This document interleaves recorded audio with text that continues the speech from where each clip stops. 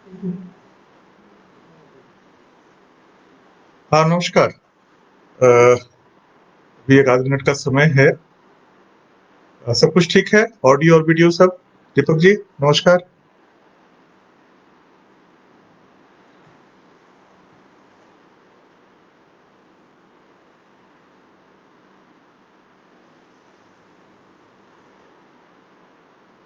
अ, नमस्कार और जोहार। मैं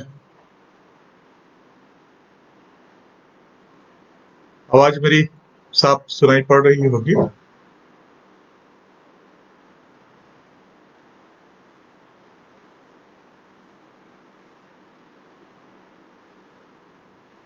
दीपक जी, आवाज जा रही है? मित्रों, साथियों।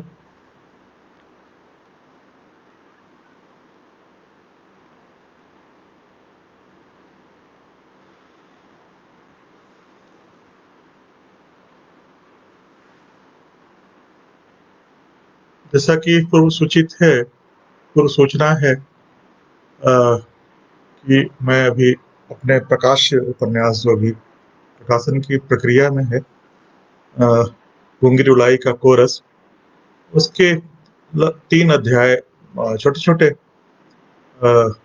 सुनाऊंगा। उसके पहले इस उपन्यास की पृष्ठभूमि पर थोड़ी सी बात करना चाहूंगा। कोशिशें ये रही हैं या पूरी परंपरा ही है, जो धार्मिक पहचान पे आधारित सारी गतिविधियां, केवल राजनीति नहीं, राजनीति के अलावा पूरा जीवन ही उस दिशा में। और दुर्भाग्य ये है कि ये जो पहचान की राजनीति है, चाहे धर्म के आधार पे हो, जाति के आधार पे हो, नस्ल के आधार पे हो, वो देश और दुनिया की मुख्य धारा बन गई है। ये कठिन वक्त है जब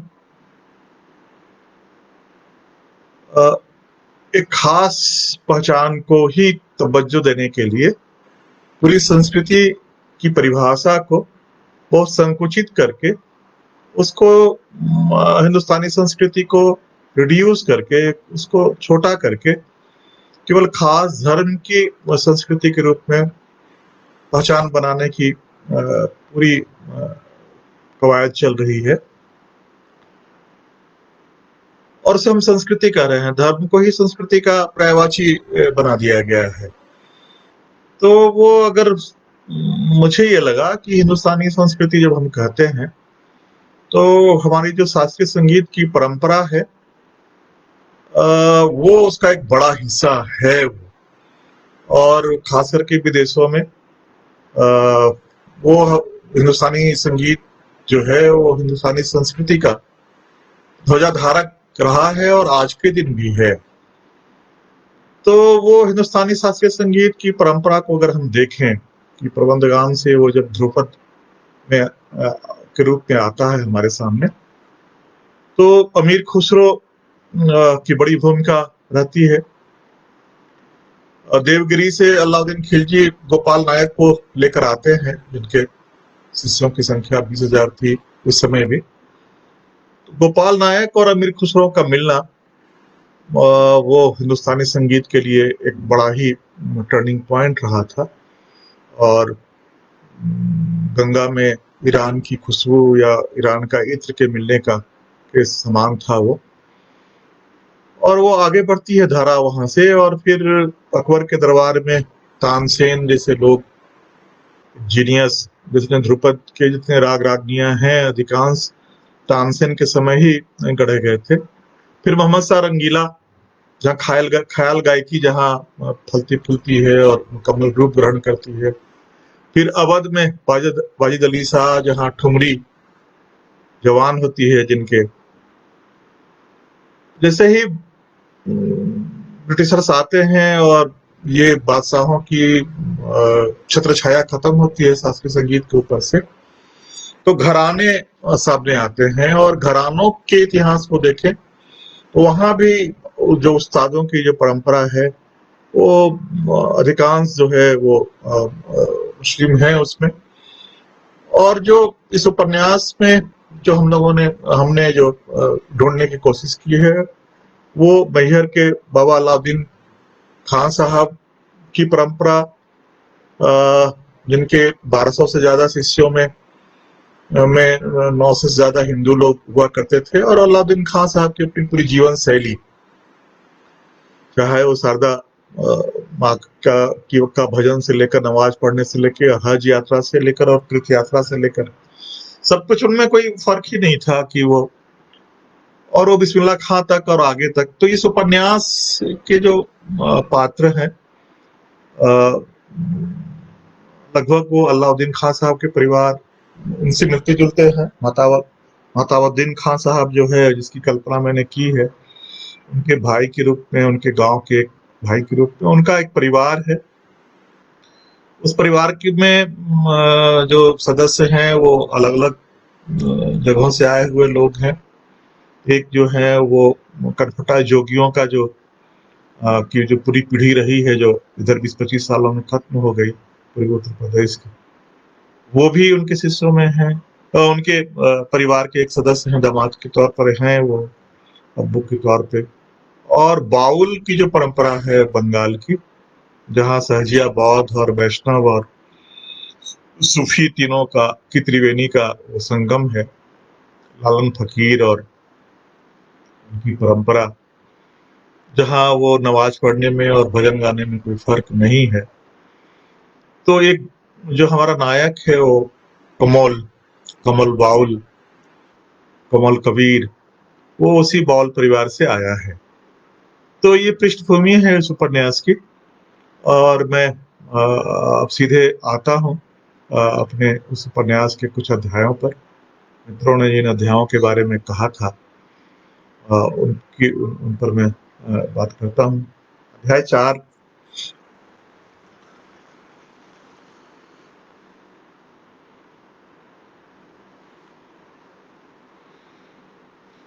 बेचारा कमोलदा।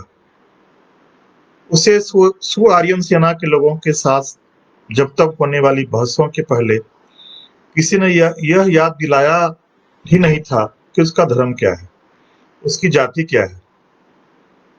वैसे भी उसका पूरा नाम कमल कबीर था। वीरभूम के नामी बाउल रोबिन दादू का पोता और संगीत महाविद्यालय के उस्ताद मदन बाउल का इकलौता चिराग। स्कूल के रजिस्टर में बाबा ने बाउल की जगह दिखाया कबीर, तो वह कमल बाउल से कमल कबीर हो गया। हालांकि उसका बहुत मन था कि नाम ही बदलना है तो अपना नाम वो लालन रख ले, लालन कमल, ना लालन कबीर, कमल लालन, ना लालन कमल ही ठीक, या फिर निताई रख ले, निताई कमल, या मिताई, या कमल गौर कैसा कैसा रहता, या कमल चैतन्य, भीषण भालो, क्या नाम कमल चैतन्य। किंतु उसके मुंह से बोल ही नहीं फूटते थे। ननिहाल चुन लिया जाता तो उसका मन होता कि वो अपना नाम सीधे नजरुल इस्लाम ही रख ले। अब मन का क्या, मन तो क्या न क्या सोचता रहता, कैसा कैसा करता रहता। मन करता कि जब कोई उसका धर्म जाति पूछे तो वह भी अपने पुरखे लालन फकीर की तरह चिल्ला कर कहे। सब पूछते लालन फकीर हिंदू या मुसलमान, लालन कहे जानू न मैं, मेरा क्या संधान। लेकिन लगता है माँ की तरह उसे भी घुट्टी में पिलाया गया था कि मन को मारो, चुप रहो, जब्त करो, जो बाबा कहें वो सच, जो दादू कहें वो सच, बाकी सब झूठ। उसे भालो छेलो बनना था, जैसे माँ को भालो बो, अच्छी बहू। दोनों ने केवल सिर हिलाना सीखा था, सपने में भी ना नहीं बोला, कभी मन की बात नहीं कही। बस फिर क्या, सब भालो भालो। कमोल खोखा खूब भालो, मदन बो खूब भालो। इन कमल जितना अपनी माँ को जानता था उतना बाबा और दादू क्या जानते। माँ अपने मन के खाते खतियान में साल भर का हिसाब लिखती रहती, और माँ मनसा की पूजा के दिनों में सब वसूल लेती, हिसाब किताब बराबर। कमल ने एक दिन मूड में माँ की कहानी सुनाई थी। हमारे गांव धुरीसा में मां मनसा की पूजा सावन माह के आखिरी दिनों में बड़े धूमधाम से संपन्न होती है। 3 दिनों तक चलने वाली इस पूजा में बत्तख की बलि चढ़ती थी। खास बात यह थी कि मां मनसा की असवारी आती। ये पूजा स्थल पर जाकर बाल फाल फैलाकर झूमने लगती। साल भर चुप रहने वाली माँ कितना कितना बोलती, बोली बानी सब बदल जाती, सबका भूत भविष्य सब बांचने लगती। बाबा दादू से कितना कितना साड़ी संदेश रसगुल्ला सब उसी अवस्था में वसूल लेती। बड़ा होने पर मुझे सब समझ में आने लगा था कि साल भर जो भी खाने पीने पहनने ओढ़ने का मन करता माँ मनसा के असवारी के बहाने सब पूरा कर लेती, हिसाब किताब बरोबर।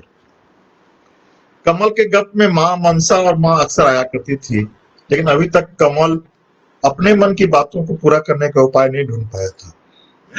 सचमुच में खूब भालू छिले था।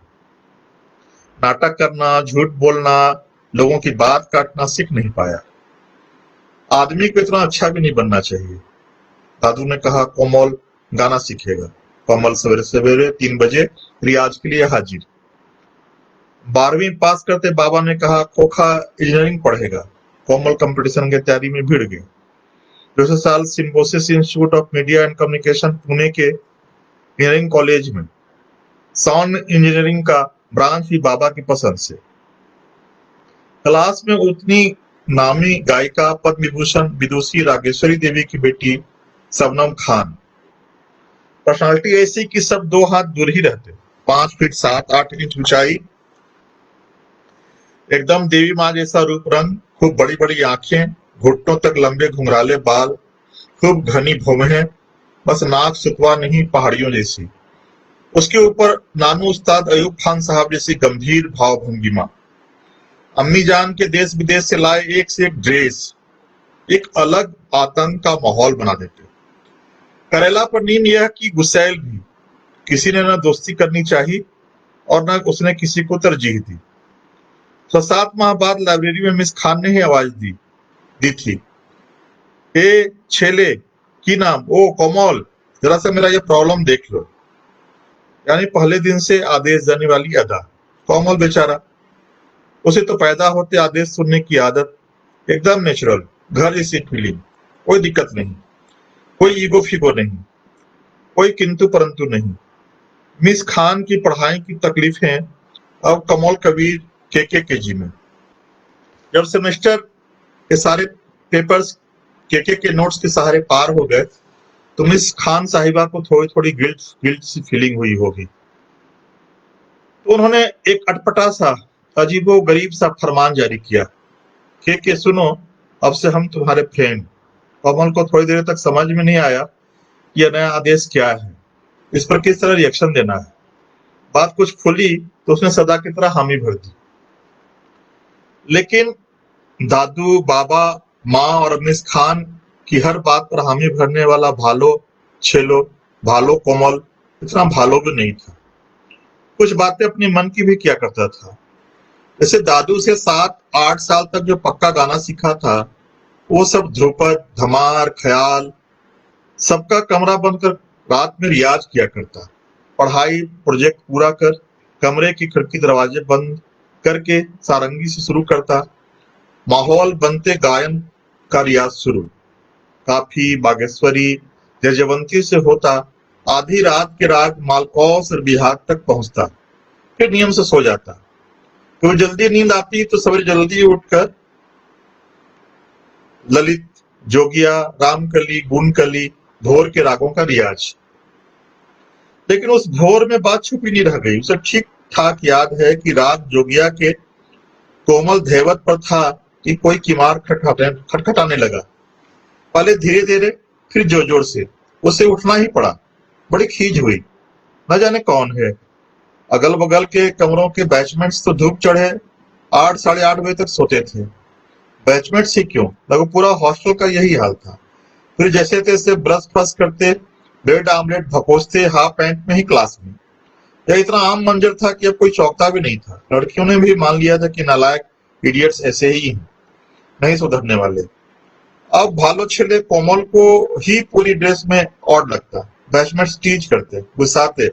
हार कर कमल भी हाफ पैंट स्लीपर में ही क्लास जाने लगा था। दरवाजा खोलते ही सामने मिस खान। अभी अभी तो ठीक से उजाला भी नहीं हुआ था। सूर्योदय के ठीक पहले का गहरा अंधेरा।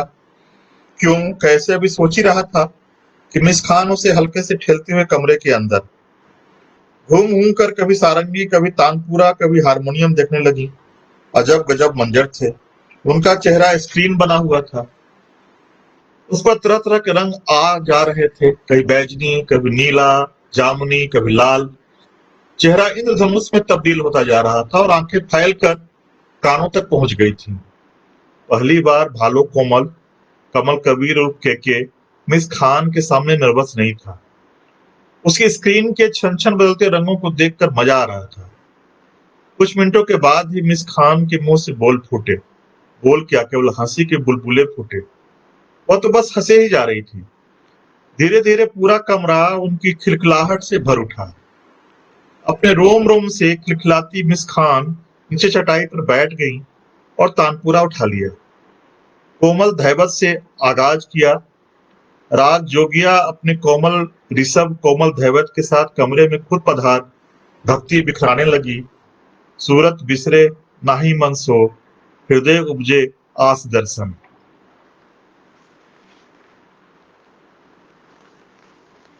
फिर दूसरा अध्याय, ये अध्याय 7 है, जो बलिदक्कनी के में कुछ पंक्तियों से। पूछा ये यार एन काशी है, जोगी ये दिल वहां का वासी है। पी के बैराग की उदासी सो, दिल पे बैराग की उदासी है। ए सनम तुम जमी, ए सनम तुझ जमी ऊपर यह खाल, हिंदू वे हरिद्वार वासी है। जुल्फ तेरी है मौज जमुना की, तिल नजुक उसके ज्यों सन्नासी है। ए वली जो लिबास तन पे रखा, आशिका की नजुक लिवासी है। हुआ कुछ यूं कि नानू की दुलारी सब्बो रानी अब अपने घर अपने बिस्तर पर थोड़े आराम से थी। तबीयत थोड़ी संभल गई थी। बुखार अब ढलान पर था, केवल नींद ने थोड़ी दूरी बना रखी थी। कभी अम्मू, कभी अब्बू, राग सोहनी, राग भैरवी गागा कर निंदिया रानी को गुहारते। बड़ी मेहनत से ये पधारती। थोड़ी देर के लिए ही सही, पलके झपकते कि कोई खौफनाक मंजर झपाके से आता और घबरा कर फिर निंदिया रानी दूर चली जाती। नतीजन नानू, अम्मू सबों ने अपने अपने प्रोग्राम्स रद्द कर दिए थे। सबके सब सब्बों के बिस्तर के आसपास कहानियां, किस्से, गप्पे, मौसीकी नहीं। मौसीकी से न जाने क्यों सब्बों का मन उचट गया था। कोई बात नहीं, सब ठीक हो जाएगा, अब ये किस्से कहानियां ही सही। नानू को उदासी बर्दाश्त नहीं होती। वैसे भी सबों को के एक साथ रहने से घर कितना भरा भरा सा, खुशगवार सा हो गया था। इसमें उदासी को कहाँ अटना था। नानू के पास किस्से कहानियों के खजाने थे। आप बीती, जग बीती, हर किस्म के किस्से। लेकिन इन किस्सों की रौ में बलिदक्कनी की मजार रह रह कर स्पीड ब्रेकर बन जा रही थी। नानू के समझ में नहीं आ रहा था कि उस मकबूल शायर ने, जिसने अपनी जिंदगी गुजरात की मोहब्बत में गुजार दी, जिसने हिंदुस्तानी फारसी शायरी को खालिस हिंदुस्तानी जुबान दी, उर्दू की बेशुमार गुंजाइशों और दिलकश खूबसूरती का पता दिया, जिसने अपने कलामों में राम, लखन और गोविंद लाल को बार बार अलग अलग बहानों से याद किया, गुजरात से ऐसी आशनाई कि बलिदक्कनी से बलि गुजराती हो गया। उस 350 साल पहले खाक नशी हुए उस हरदिल अजीज शायर से इतना गुस्सा, इतनी घृणा, इतनी नफरत की मजार तक खोद दी जाए, उस पर सड़क बनाई जाए, पुलतार बिछाए जाए। नानू को लगता है कि यह पुलतार केवल उस मजार पर नहीं, समूची हिंदुस्तानी तहजीब पर बिछाई गई। नानू को यह भी लगता है कि कश्मीरी पंडितों की जलावतनी, साबरमती एक्सप्रेस की जलती बोगियां और नरोदा पाटिया में जलकर कोयला हुए इंसानी जिस्म सब उस पुलतार को और गाढ़ा करते गए।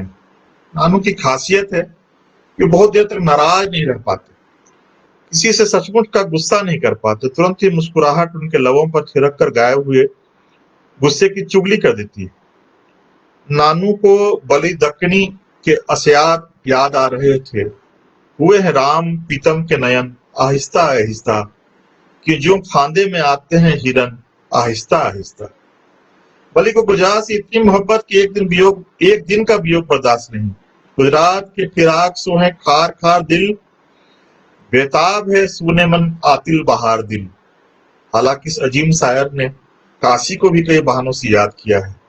काशी की बात निकले और नानू के जिगरी दोस्त बाबा बिस्मिल्लाह खां की याद ना आए, ये तो हो ही नहीं सकता। सो किस्सा घूमते घूमते काशी पहुंच गया। कितनी रंगीन मीठी सीरी यादें। बाबा बिस्मिल्लाह खां का ध्यान आते नानू के जहन में ढेर बातें ठेलम ठेल मचाने लगती। उन्हें समझ में नहीं आता कहां से शुरू किया जाए, क्या बताया जाए और क्या नहीं बताया जाए। लिहाजा नानू ने बिना आगा पीछा सोचे जो जी में आया सुनाते चले गए। नूरुद्दीन 9 साल की उम्र से बालाजी मंदिर के पास बैठकर शहनाई का रियाज किया करते। यही वो मंदिर था जिसके सामने उनके नाना और परनाना ने भी शहनाई बजाई। मेहनताना के तौर पर रोज मंदिर का प्रसाद और अठन्नी मिलती अमरुद्दीन को। उसी अठन्नी से पक्का महल की कुलसुम की कचौड़ी दुकान से शुद्ध घी की 4 कचौड़ियां खाई जाती और सुलोचना गीता वाली की फिल्में देखी जाती। सुलोचना और उसकी फिल्मों के दीवाने थे अमरुद्दीन। कहते थे कि कलकलाते घी में जब कुलसुम कचौड़ी डालती थी तो उसे छन्न से उठने वाली आवाज में संगीत का आरोह अवरोह सब दिख जाता। बरस बीतते गए। अमरुद्दीन रियाज करते करते उस्ताद बिस्मिल्लाह खां हो गए, किंतु बच्चों से निश्चल मुस्कान वही रही बालाजी मंदिर वाली।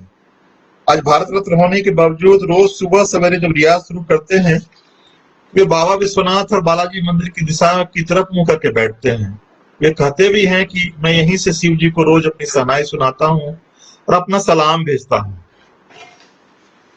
नानू अपनी रौ में थे। बनारस से किसी ने क्या मोहब्बत की होगी जितने मेरे यार बिस्मिल्लाह खां ने की। अमेरिका में इनकी शहनाई की धुनों पर झूमते लोगों ने वहीं बसने का न्योता दे डाला। बिना देर किए उस्ताद ने फरमाइश की कि मेरी गंगा माई, मंगला माई, बाबा विश्वनाथ और पक्का महल को ले आइए, हम यहीं बस जाएंगे।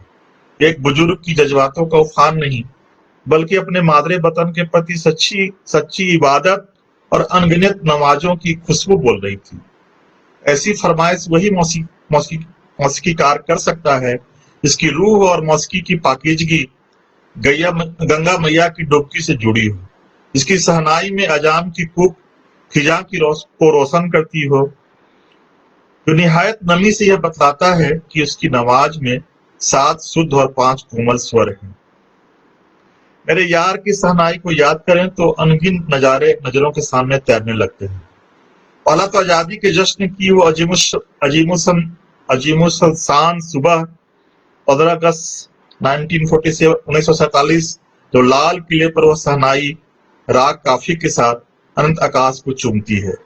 उसके राग के साथ साथ हमारा तिरंगा, हमारी नवजात आजादी, हर एक हिंदुस्तानी की खुशी आकाश की आखिरी बुलंदियों को छूती है। दूसरा नजारा ठीक विपरीत। बनारस में हर साल मुहर्रम में जुलूस के आगे आगे नोहा बजाती, दुख बरसाती उनकी शहनाई। वही गमक, वही मीड़, सुख दुख में एक समान। यही है हमारा उस्ताद बिस्मिल्लाह खां, हमारा अमरुद्दीन, हमारा लंगोटिया। वह कुछ यूं कि तुम्हारी अम्मू की शादी का न्योता भेजे अपने दोस्त के पास बनारस, लेकिन पहले से उनका यूरोप जाना तय था, टिकट विकट सब कट चुका था, सो आ नहीं सके। लौट कर आए तो उनका फरमान आया कि भेजो बेटी जमाई को। यहाँ माई मंगला गौरी के मंदिर से थोड़ी दूर शीतला घाट है। एक बहुत पुराना रिवाज है कि यहाँ नए जोड़े आकर गंगा माई की पूजा करते हैं, उनसे आंचल फैला अपनी गृहस्थ जीवन की दुआ मांगते हैं। गंगा माई आशीषती है, कहा नहीं आशीषेंगी। हमारी बेटी हमारा जमाई है, इतनी सेवा की है मैंने माई की, इतनी बधाइयां बजाई हैं। इस बार तो ऐसा बजाऊंगा कि साक्षात माई को सामने आकर आशीषना होगा हमारी बेटी को। गंगा द्वारे बाजे बधैया, तोहरे द्वारे बाजे बधैया। गंगा मैया से इतना लगा उस्ताद का कि क्या कहें। कहते हैं कि बार बार बधैया सुनता हूं मियाँ, बड़ी सुरीली है हमारी गंगा माई। बहुत पुण्य, बहुत नेमत की बात है कि अगर मन से आशीष दी माई ने और इनका पानी देह को लग गया, बस सुर ही सुर होगा आपके भीतर, बस मौसिकी की जन्नत होगी। कोई बेसुरा बेताला नहीं बचेगा, सब एक सुर में होंगे। सारे झगड़े झटंटे खत्म, न जाति का झगड़ा न धर्म का झगड़ा। भेजो बिटिया रानी और जमाई राजा को, देखना ऐसा इंतजाम करना कि चैत्र शुक्ल सप्तमी के एक दिन पहले आप सभी काशी पहुंच जाएं। उस चैत्र शुक्ल सप्तमी को बनारस के जितने सुहाने रूप हमने देखे, क्या कोई बरसों में देखेगा। क्या क्या इंतजामात करके रखा था हमारे जिगरी यार ने। सबसे पहले तो शीतला घाट पर गंगा माई की पूजा और शाम की को चैती गायन। उस शाम का रंग तो अजब गजब था। वैसी खूबसूरत रंगीन शाम फिर जीवन में नसीब नहीं हुई। पूछ लो अपने अब्बू और अम्मू से, क्या तैयारी थी मेरे यार की। गुलाब बाड़ी नाम से चैती गायन की महफिल सजाने का रिवाज था बनारस का। उस रिवाज को हमारे लिए फिर से जगाया गया, खिलाया गया। गुलाब पंखुड़ी, गुलाबी रंगों के बल्बों, गुलाबी रंग का मंच, गुलाबी कपड़ों का सामियाना, कनात, गुलाबी रंग की गाव तकिया और ऊपर से गुलाबी जल का छिड़काव, पूरी फिजा गुलाबी गुलाबी। रोशनी ऐसी कि गंगा जी की लहरें भी लाल गुलाबी। फिर चैती और ठुमरी का गायन। सच कहता है मेरा यार कि मौसिकी की जन्नत से अलग कोई जन्नत नहीं इस जहान में। अध्याय 10। जो कोई आवे है नजदीक ही बैठे है तेरे, हम कहां तक तेरे पहलू से सरकते जाऊं। मीर हसन। एक खुशबू सब्बो और कमल के इर्द गिर्द तिलती रहती, एक अलौकिक खुशबू जिसका न कभी बास लिया गया और न कभी महसूस किया गया। एक अपूर्व रंग उनके चेहरे के नूर में झिलमिलाता रहता।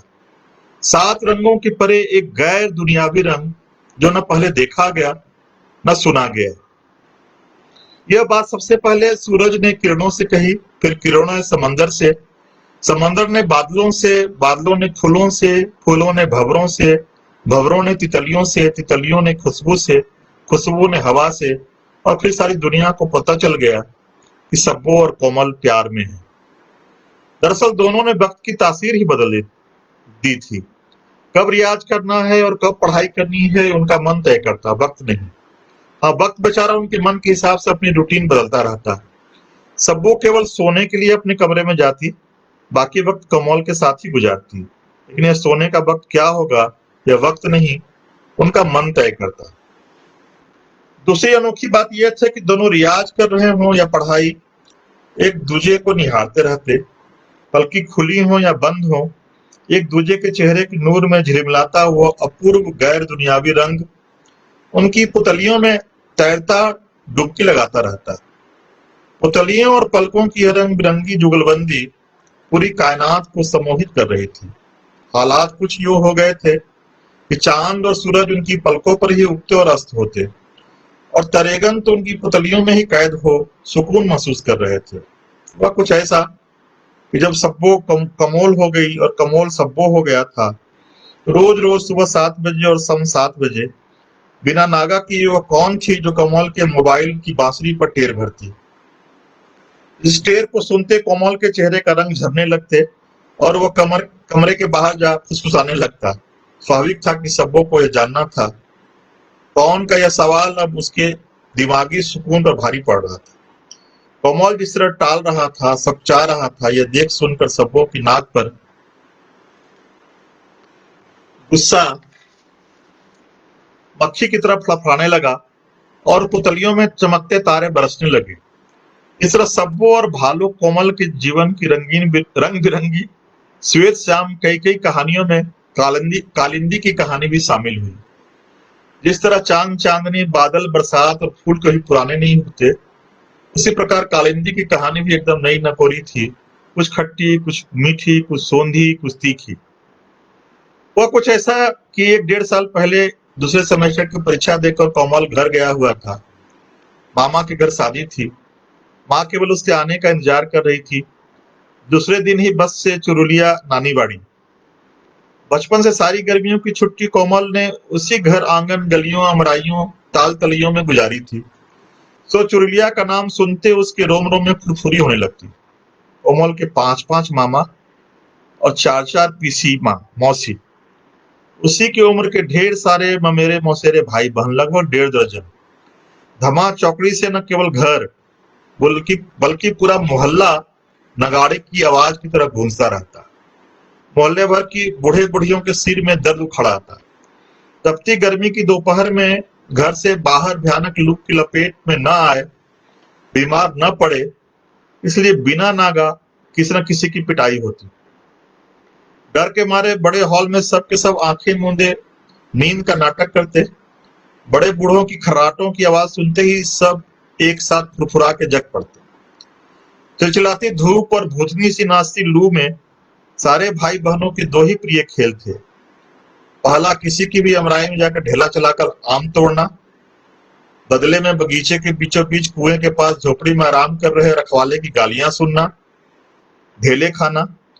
दूसरा और भी रोमांचकारी सनसनी से भरा, किसी पुराने खाली घर, गोदाम, खंडहर में ततैयों के छत्ते को ढेला चलाकर तोड़ने की कोशिश करना, फिर पीछा करते ततैयों के गुस्सैल झुंड के खतरनाक डंकों से बचने के लिए सिर पर पांव रखकर भागना। क्योंकि रोज रोज के अनुभव ने बता दिया था कि ढेला चलाने वाले या सबसे पीछे छूट गए या ठेस खाकर लुढ़के भाई बहनों को ततैया का डंक लगना तय है, इसलिए नौसादर, चूना और लोहे के चाकू की व्यवस्था दादा लोग पहले से करके रखते। लेकिन लाख नौसादर लोहा रगड़ा जाए, थोड़ी सी सूजन, थोड़ी सी लाली चेहरे, बाह, गर्दन, पीठ कहीं न कहीं दिखी जाती, या फिर सबसे छोटे भाई बहन की रुलाई लाख पुचकारने पर भी नहीं रुकती और बात खुल जाती। फिर नागा, फिर बिना नागा संध्याकालीन पिटाई। इस प्रकार हमारा खट्टा मीठा तीखा, डंक और चोटों की मीठी मीठी दर्द से भरा रोमांचकारी सनसनीखेज बचपना इतनी तेजी से बीता कि हमें पता ही नहीं चला।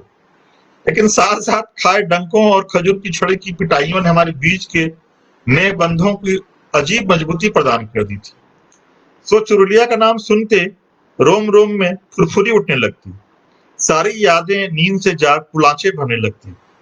इस बार तो दादा की शादी थी, बड़े मामा मामी के सबसे बड़े बेटे।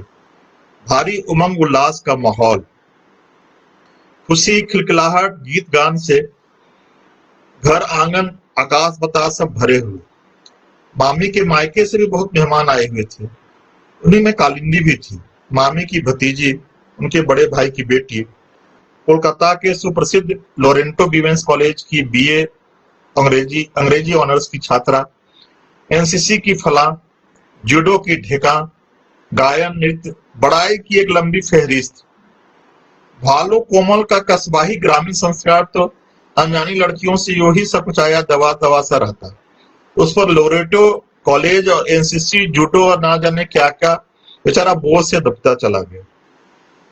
वैसे भी कोमल का खूब गोरा भभूका रंग और इंजीनियरिंग कॉलेज की पढ़ाई बड़ी मामी की माँ भाभी को भा गई थी, लेकिन उनकी दुलारी एनसीसी की फलां और जूडो की ढेका को कुछ ज्यादा ही भा गई थी। पहली नजर में फिदा उदा हो जाने वाली जैसी कुछ बात। चुपके से उस फलां, ढेका, साबड़ी सलोनी कालिंदी के मन में एक दुर्घटना सी घट गई थी। इसकी भले उसके अलावा और किसी की खबर न हो, किंतु कोमल की माँ को थोड़ी बहुत खबर थी। बड़ी मामी ने अकेले में फुसफुसाकर प्रस्ताव रखा था। फुसफुसाकर इसलिए कि कोमल की 5-5 मामियां और संयोग से सबकी ब्याहने लायक भतीजियां। सबों का कोमल पर जाना अनजाना हक। सबों ने कभी न कभी कोमल की माँ को अकेले में फुसफुसाकर यूं ही प्रस्ताव दिया था, लेकिन बड़ी मामी एक डेग आगे। भतीजी सशरीर हाजिर, वो भी बड़ाइयों की लंबी फहरिस्त के साथ। उधर पहली नजर में फिदा उदा जैसी कालिंदी का नशा दिन दुगुना रात चौगुना गाढ़ा होता जा रहा था। भालो, दब्बू, झेपू, कोमल पर दुलार प्यार बढ़ता जा रहा था। शादी घर के भरे पूरे माहौल में भी बड़े बूढ़ों की तरेरती निगाहों को ठेंगा दिखाती कालिंदी भालो कोमल की इर्द गिर्द मंडराती रहती। औरों के लिए भाई बहनों का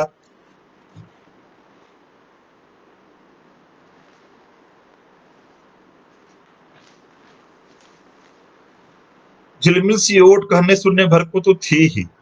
कालिंदी को भीड़ में कोमल के अलावे कोई और नहीं दिखता। ढीठ इतनी कि कोमल अपने भाइयों के साथ नाश्ता करने बैठता तो पार्टी खींच सामने बैठ उसके ही पत्तल में नाश्ता करने लगती। दोपहर रात के खाने में भी वही ढिठाई। नानू की डांट को घुटने तक लंबे बालों से झटक कर उड़ा दिया। एक रात तो हद हो गई। कमोल की ही उम्र की, उसके ही रूप रंग की मौसेरी बहन कालिंदी के बगल में हॉल के ढेर सारी महिला मेहमानों के साथ सोई थी। न जाने कैसे कालिंदी की आंखें खुली। आधी नींद में उसे न जाने क्यों ये लगा कि बगल में कोमल सोया है। शायद भाई बहन के एक तरह के रूप रंग नाग नक्शा ने धोखा दिया हो। चिहुक कर चिल्ला पड़ी। पूरे घर भर में जागरण हो गया। खैरियत ये रही कि उस रात भीड़ के कारण कमल तो छोटे मामा के यहाँ बगल के मकान में सोने चला गया था। बहुत किरकिरी हुई कालिंदी की, खूब खूब डांट। रात की बात भोर में भूलने की बात हुई थी, लेकिन अब बात छुपी और न कालिंदी पर कोई असर पड़ा। उल्टे उसका नशा और गाढ़ा हो गया। झेपू कोमल थोड़ा और डर गया। उधर माँ मौसियों की तरह ऊपर ऊपर मामियों से मिलत रखती, खुलकर हंसती बोलती, लेकिन दिल से पसंद नहीं करती। दरअसल नानी शुरू से ही अपनी बेटियों से बहुओं की इतनी इतनी शिकायतें करती रहती थी कि माँ मौसी लोग भी क्या करती। धीरे धीरे भाभीियों की ओर से उनका मन ही फट गया था। एक कभी न भरी जाने वाली दरार जो हर ननद भाभी के बीच में पाई ही पाई जाती है। वैसे भी कोमल की शादी एक भाभी की भतीजी से करके चार चार भाभीियों को नाराज नहीं करना चाहती थी कोमल की माँ। कौन मुंह फुला फुली वाले माहौल में कल की छुट्टियां बर्बाद करे। ऊपर से कालिंदी की ढिठाई ने उनके उनके न के निर्णय को मजबूत ही किया था। संकोच में माँ मामी के मुंह पर सीधे सीधे तो न कह पाई। पढ़ाई की बात सोचने की बात कहकर टाल दिया।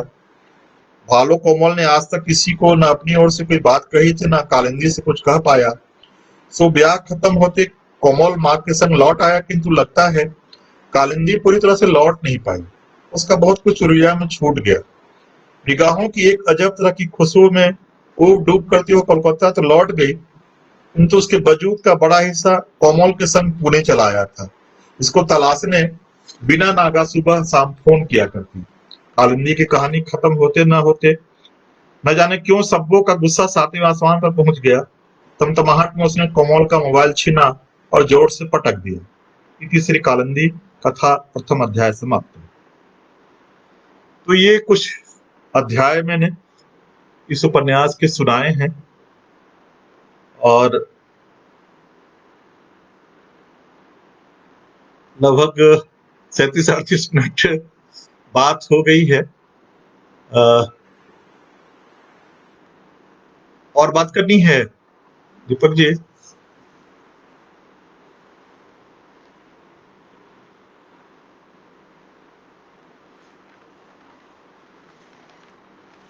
एक अध्याय और सुना ही देता हूं फिर।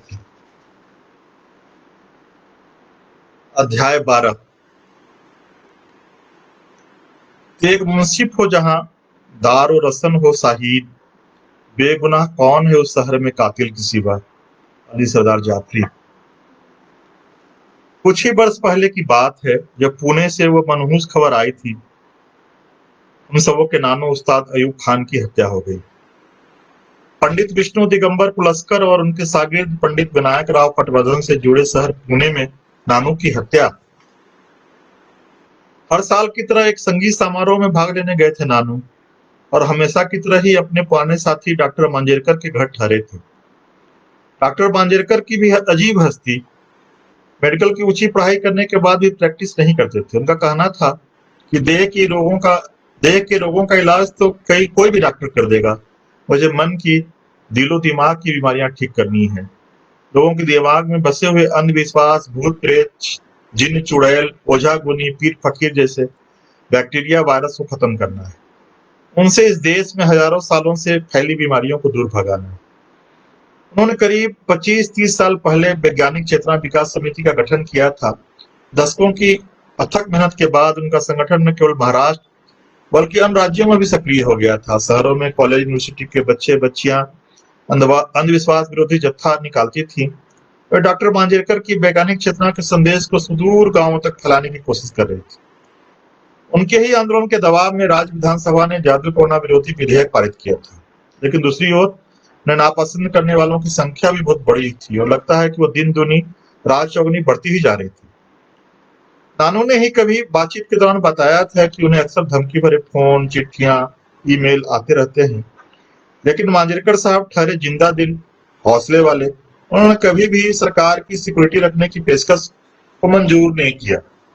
मौत का तो एक दिन मुकर्रर है, उसके लिए इतनी बेचैनी क्यों, परेशानी क्या?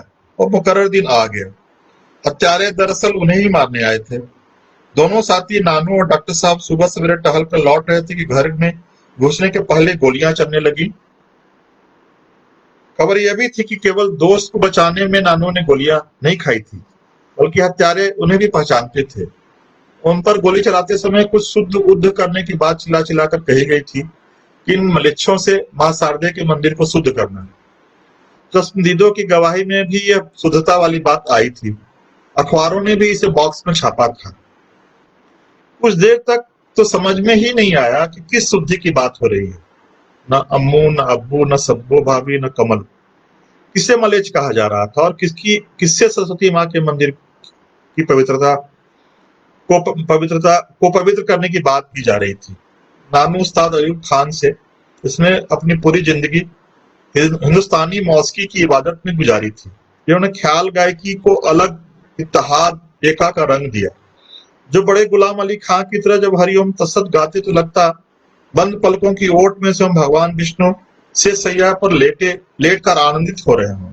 और पंडित जसराज की तरह मेरे अल्लाह मेहरबान गाते अल्लाह मेहरबान गाते तो द्रुत तक पहुंचते पहुंचते कब अल्लाह ओम में तब्दील हो जाते और ओम अल्लाह में कि रसिकों को फर्क करना मुश्किल हो जाता। क्या वह गला जो मां सरस्वती, ऑर्डरदानी शिवशंकर और अल्लाह मौला को एक ही सांस में याद कर रहा था, वह किसी मलेच्छ का था? आज जब उस संत गायक की आवाज सदा सदा के लिए बंद कर दी गई थी तो क्या शुद्ध हो गया था? आखिर क्या शुद्ध होना था, कैसे शुद्ध होना था और किनसे शुद्ध होना था? बात अभी तक पूरी खुली नहीं थी। आखिर नानू अम्मू के खानदान को कितना जानते थे गोली मारने वाले या मारने की सुपारी देने वाले? इस खाटी हिंदुस्तानी परिवार में वे कुछ दिन आकर रहे, फिर कहे कि ये मलेच्छ हैं, विधर्मी हैं, इन्हें कहीं और चले जाना चाहिए। हिंदुस्तानी तहजीब से अलग क्या थी इनकी मुसलमानी? रियाज में डूबा रहना ही इनकी इबादत थी। मौसीकी ही पूजा और मौसीकी ही पांचों वक्त की नमाज थी। हिंदुस्तान में मौसीकी को इबादत मानने की बहुत पुराना रिवाज रहा है। इस खानदान से तो कभी किसी ने नहीं पूछा था, किंतु सहारनपुर घराने के डागरों के पूर्व पुरुष उस्ताद अल्लाह बंदे खां से उनके छोटे बेटे रहमुद्दीन खान ने एक बार पूछा था उन्हें नमाज वगैरह में दिलचस्पी क्यों नहीं है। उन्हें बड़ी संजीदगी से जवाब दिया था कि मेरा मजहब मेरे गान से अलग नहीं है। मेरे लिए यही इबादत, यही नमाज, यही मौला की पुकार है। गान में तो हर पल डूबा ही रहता हूँ, फिर अलग से नमाज की क्या जरूरत है? अगर भारतीय संगीत को सारे मलेच्छों के स्पर्श से मुक्त होना था, इसे परम पवित्र और शुद्ध करना था, वेद माता की जय बोलते हुए पुनः सामगान और मार्गी गान, प्रबंध गान की ओर पीछे लौटना था, तो बहुत ही मेहनत की जरूरत थी। पहले तो एक टाइम मशीन का जुगाड़ करना था जिसमें बैठकर प्राचीन काल में पहुंचा जा सके। उस वक्त के जो संगीतकार शक और पुलिंद रागों को भारतीय संगीत में जोड़ रहे थे, उन्हें कड़ाई से मना करना था। दरअसल अशुद्धि की शुरुआत हमारे उन्हीं नालायक पूर्वजों ने शुरू की। फिर जिन्होंने सालाग शुद्ध प्रबंध गान से ध्रुपद का विकास किया, उन्हें भी रोकने की आवश्यकता थी, क्योंकि प्रबंध गान की इस गंगोत्री से निकली ध्रुपद की गंगा को मध्यकाल के मैदानी भाग में पहुंचते पहुंचते गंदा ही हो जाना था। हर निर्झर की इस धारा का शुद्ध होना उसकी नियति है, जिसकी शुरुआत 13वीं सदी में देवगिरी के महान गायक गोपाल नायक और दिल्ली के अमीर खुसरो के मेल होते हो गई। चुपके से ईरानी संगीत का इत्र भारतीय शास्त्रीय संगीत के गंगाजल में आन मिला। रूहानी खुशबू और पाकीज़गी का अद्भुत मेल जिसे आगे ही बढ़ना था, किंतु शुद्धिकरण के हिसाब से बहुत बड़े भारी दंड के भागी थे दोनों।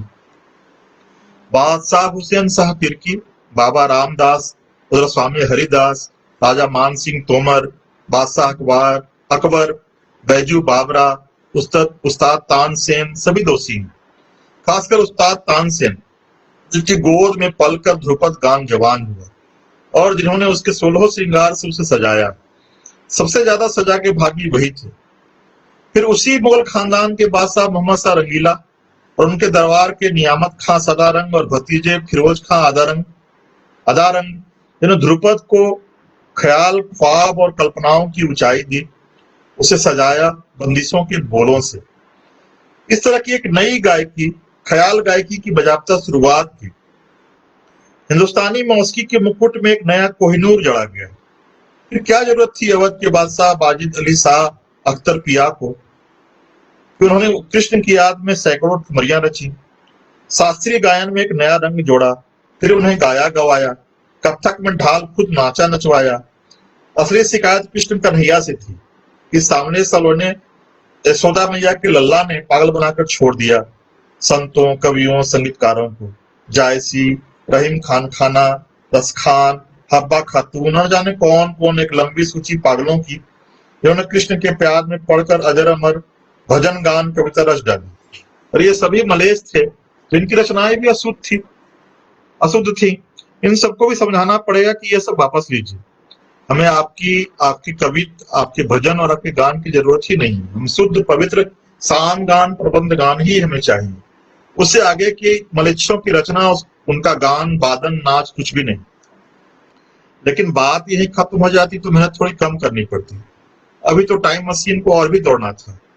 मुख्य रूप से मंदिर मठों में गुंजने वाले ध्रुपद और बीना वादन बिनकारी को संजो कर रखने वाले डागर परिवार की भी समझाइश करनी थी कि मलेच्छ होकर खानदान की कई पीढ़ियों को अपनी जिंदगी बर्बाद करने की क्या जरूरत थी। डागर बंधु नसीर अमीनुद्दीन और नसीर मोइनुद्दीन को क्या जरूरत पड़ी कि पूरी दुनिया में ध्रुपद की रूहानी रोशनी फैलाएं। इसने कहा था कि पेरिस में जाकर ध्रुपद सोसाइटी की स्थापना करें और उसे हिंदुस्तानी तहजीब का प्रतीक बना दें।